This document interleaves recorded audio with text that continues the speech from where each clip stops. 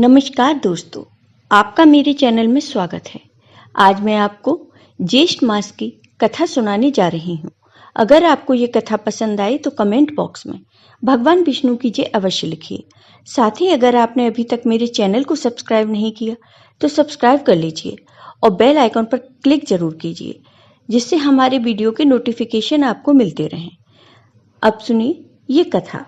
एक बार महर्षि स्कंद जी ने अपने शिष्यों को ज्येष्ठ माह का महत्व सुनाते हुए कहा कि इस महीने में जल देने का विशेष महत्व है।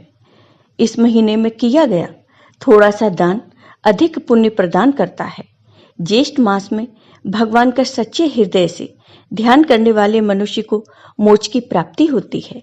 ज्येष्ठ माह के देवता भगवान विष्णु जी हैं। इस माह में अन्नदान, जलदान, भोजन का दान, चंदन दान, हलदान और जूतों का दान करने से शांति प्राप्त होती है। चंदन का दान करने से देवता, ऋषि व पितृ प्रसन्न होते हैं। निर्जल क्षेत्र में प्राणी मात्र की रक्षा के लिए जल का दान करना चाहिए। छायादार वृक्ष लगाने चाहिए और प्याऊ लगाने चाहिए।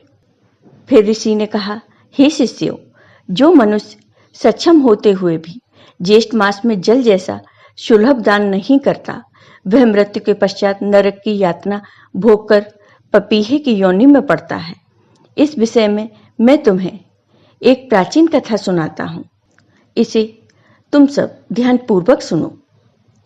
त्रेता युग के अंत में महिष्मतिपुरी में वेद वेदांतों को जानने वाले सुमंत नाम के एक श्रेष्ठ ब्राह्मण अपनी पत्नी और पुत्र के साथ रहते थे। उनकी पत्नी का नाम गुणवती और पुत्र का नाम देव शर्मा था।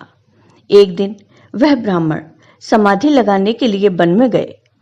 कुछ समय भगवान विष्णु का ध्यान कर वह ब्राह्मण वहां स्थित सुंदर सरोवर का जल पीकर एक वृक्ष की छांव में सो गए, जो कि सरोवर के एकदम पास में थी।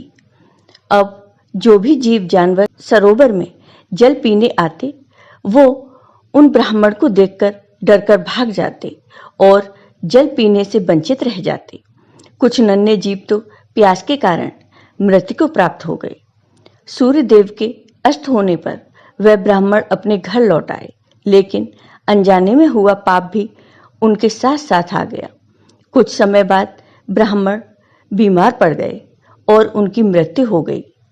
उनकी पतिव्रता स्त्री भी अपने पुत्र और घर का त्याग कर उन ब्राह्मण के साथ सती हो गई। अज्ञात पाप के दोष से वह ब्राह्मण मृत्यु के बाद कई समय तक नरक की यातना भोग कर चातक की योनि में पड़ा और उसकी पत्नी चातकी की योनि में। चातक और चातकी की योनि में आकर दोनों अपने पुत्र के घर के समीप एक वृक्ष पर रहने लगे। चातक अपने पूर्व जन्म के कर्मों को याद कर जोर जोर से रोने लगा। उसके पुत्र ने रोने की आवाज सुनकर उन दोनों को वहां से भगाने और न रोने को कहा, परंतु चातक का रोना बंद नहीं हुआ। थक हार कर उसके पुत्र ने वृक्ष को आग लगा दी, जिससे चातक और चातकी के पंख जल गए और वह घायल अवस्था में नीचे पृथ्वी पर गिर पड़े और आपस में अपने कष्टों की बात करने लगे। उनके बातों को सुनकर उनके पुत्र को बड़ा आश्चर्य हुआ। उसने सोचा कि ये तो मेरे माता पिता हैं।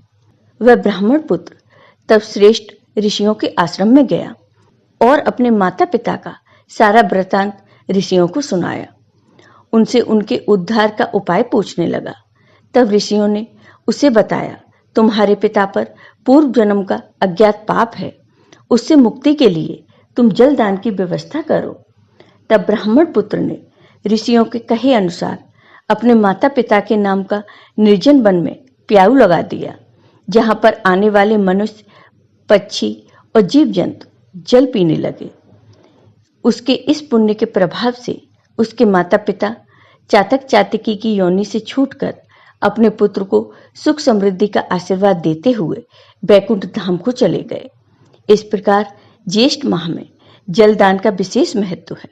जो भी मनुष्य प्राणियों, पक्षियों और जीव जंतुओं के लिए जल की व्यवस्था करता है, वह इस लोक के सुखों को भोगकर अंत में बैकुंठ धाम को प्राप्त होता है। जय हो भगवान विष्णु की।